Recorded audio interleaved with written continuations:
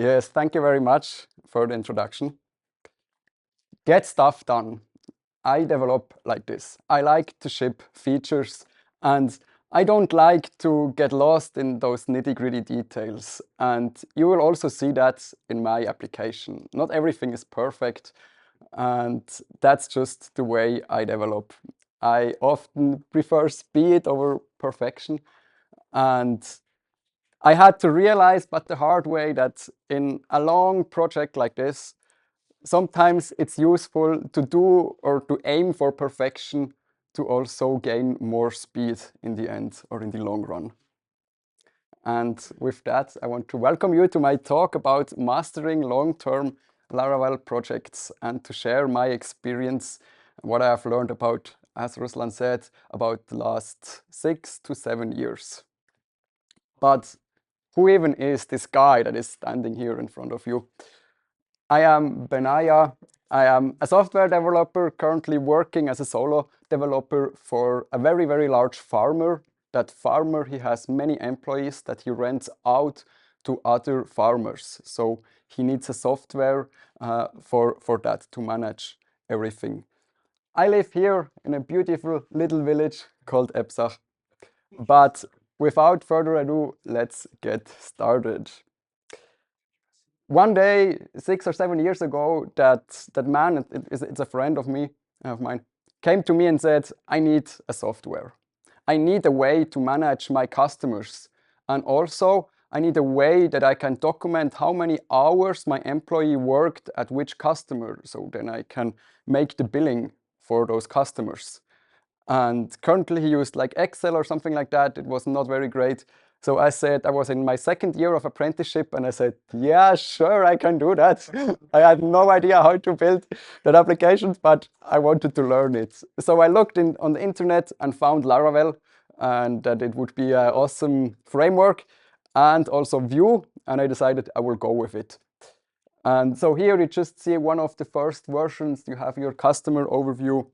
You can edit your customers, and that was the main page. You can add employees and say how many hours they work at which day for that specific customer. And you can create PDF, and he could then send those PDFs to his customers for the billing.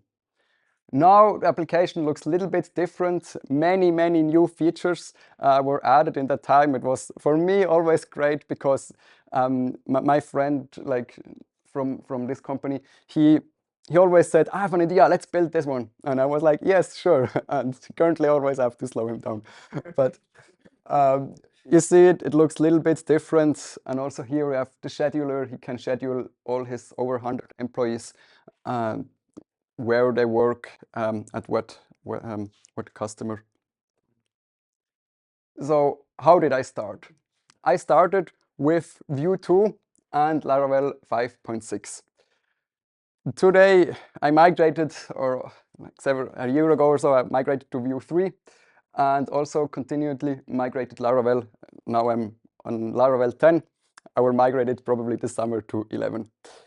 And you cannot see anything probably on that image. That's just the database. It grew, and there are many tables. It's yeah, it's awesome to develop, especially when you try to search something. The first pain point, or the first really big pain point, was when I started to migrate from Vue 2 to Vue 3. Vue 3 has many breaking changes. And so it took me a long time to update all my components and everything to Vue 3. But almost even harder was to change like the Vuetify version. Vuetify is just a component library, but they rewrote everything for Vue 3 and also changed their API. It was now like a completely new framework, and there were also some components missing that I used. And I was so angry on them, I just ditched them and said, I will build it on my own. And now, or not exactly on my own, I used headless UI. It's from Tailwind. They have nice component library that has no styling in it, and you can do everything, the styling, everything on your own. It looks very beautiful afterwards. If you also invest the time. Here, a good other solution would be Shadcyan UI, Shadcyan for Vue. It's actually for React, but that's the Vue version. And I haven't used it, but it looks also very promising. And I can really recommend it for larger projects to use component libraries like this one, because I have now my 7 or 8 form components that I use all over the place. And it's me who's defining the APIs of those components. They are in my project, and underneath I just use headless UI. So whenever headless UI, I just saw now recently they released version 2. If they have breaking changes, I need to change it in like my 8 files or so. And in all over the project, I can leave my code untouched. If I use a component library like Vuetify, I have to change it on 1,000 places in my whole code base. So here I can definitely say it is worth to invest or to aim for perfection in your components, that they are really they're really made in a good way, that you can use them all over the place. And what I also would recommend, what I don't have currently, is to test them like separately, just the components. Because currently when I make a change to a component that is like rather big or add new functionality, I'm not quite sure if all the other, if it works everywhere in my project still. So I would highly recommend, if you do it like this, it is awesome, but test your UI components. But on the other hand, Laravel, from Laravel 5.6 to 10, the migration was very easy, thanks to Laravel Shift. If you don't know Laravel Shift, I highly recommend you to check it out.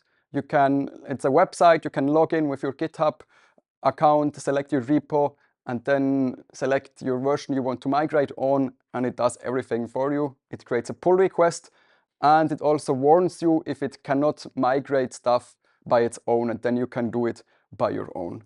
So that is very awesome, and I'm very happy that I chose Laravel, because I can still use my app even though it's 6 or 7 years old when I've started developing that application. Also, the file structure, it grew always bigger and bigger, over 200 controllers and 71 models. So at one point, I decided I have to switch from the default Laravel folder structure to a domain-driven development folder structure. And I will show you that in my code.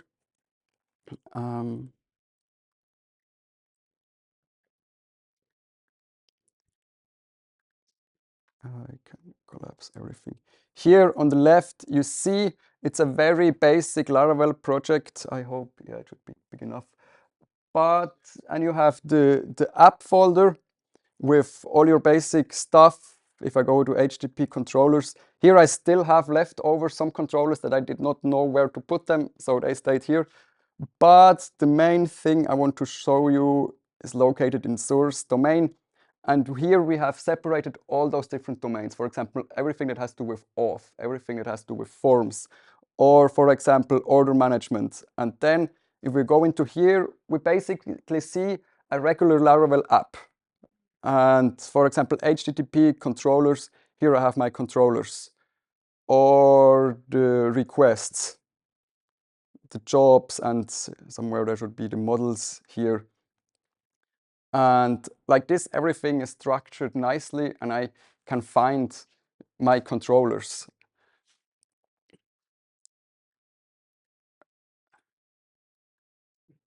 So one great resource is Laracast. They have a course, Modular Laravel.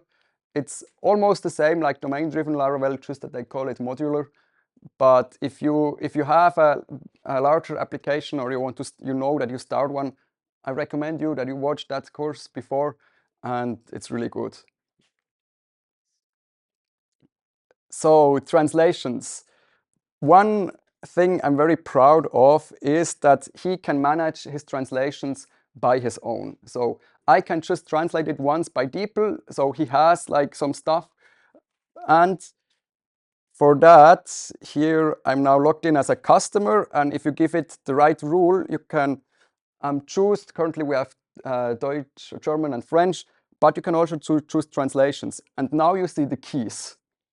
And that's very useful for my customer. He as an admin, he can then just copy that key, because sometimes you have the same words at multiple places and he does not know which key he has to change now.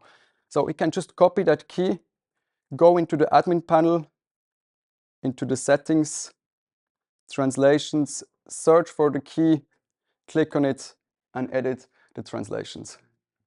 That's very useful, especially for him.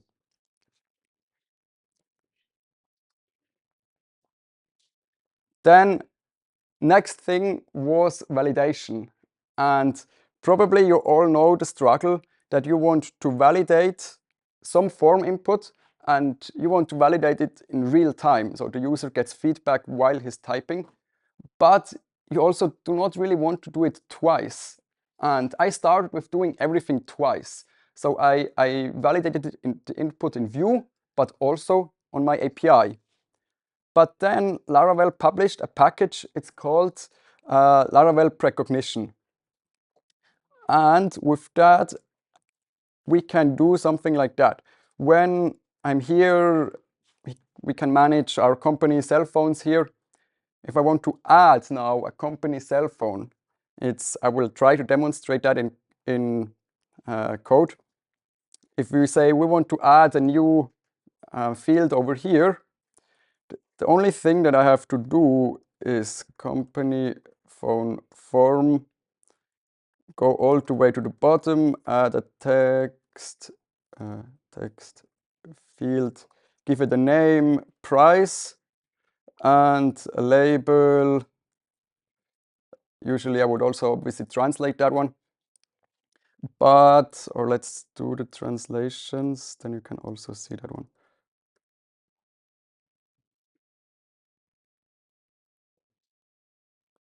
Validation attributes, company phone price. And now I can just, with an extension for VS Code, enter the German one and also translate English, French. Oh, I don't have network. Okay, let's do that later. So, now it should work. Maybe.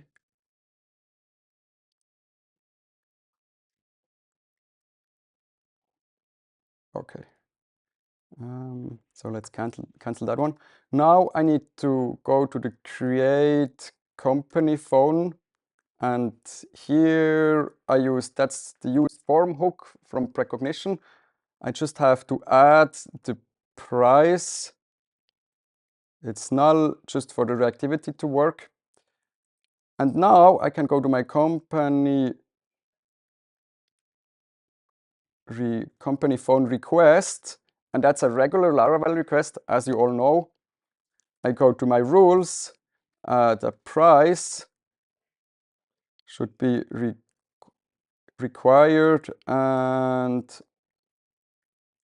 numeric, like this. And now, if everything works, I can go back here.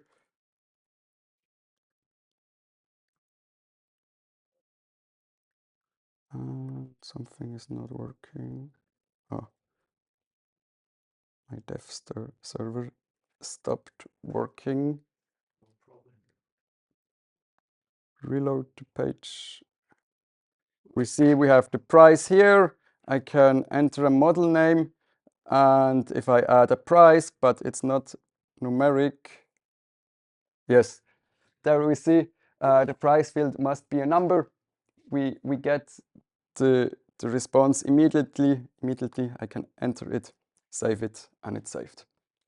So, and that's just so awesome to have as a developer only do your validation rule once and not have to do it twice. For testing, I started my project without any tests, and in the beginning it was okay. I actually think it's still the right decision to start without tests. I was just beginning to learn and it was okay. But after 2-3 years, I noticed that with new features, I cannot sleep anymore. So when I have to release them. So I noticed, yeah, I need tests. And for that, I decided to go with Laravel Dusk, especially for the end-to-end tests. And I don't know who of you have already done end-to-end tests. They are a pain, or at least to me. I really don't like them because it is so a pain to set up and they fail often, they're slow. But I have to say I was quite surprised by Laravel Dusk because it makes it so easy to set up your database. And I will also show that to you. When we now go to the company phone tests, then we can see it's also like a pest test. You can define it just like this. And we can arrange our test very simple and use our factories. We create an employee, we make it searchable that we can find it in the front end. We make a company phone, and then we have, and now that's the pest part here. We say we want to browse this very page, and you have to, for each page, you have to create a class where you can define custom functions, so then your tests stay very clean. And now the only thing I need to do is go into the company phone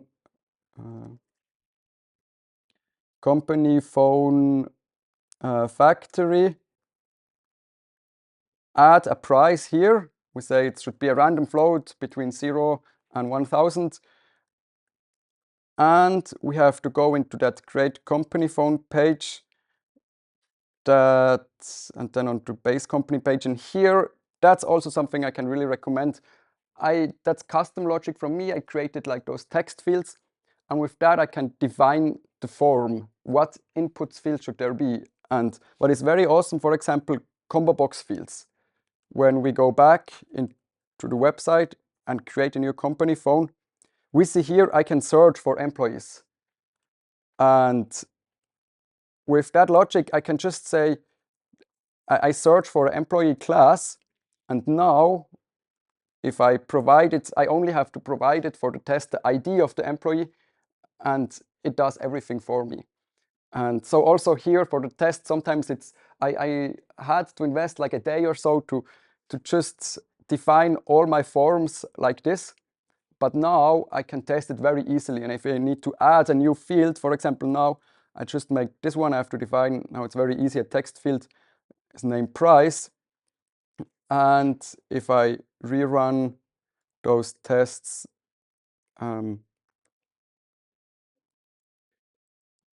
it should still pass. Actually, I forgot to run it before it would have failed. And probably now it should pass. Yes, we see everything passes. That's the test here. So pest is awesome. And now the last thing I want to show you is PostHog. With PostHog, you can do some amazing monitoring of your app. For example, the best feature of PostHog is, or for me, one of the most mind-blowing features were, now I closed it by accident, so I have to go here. We go here onto session replay and find,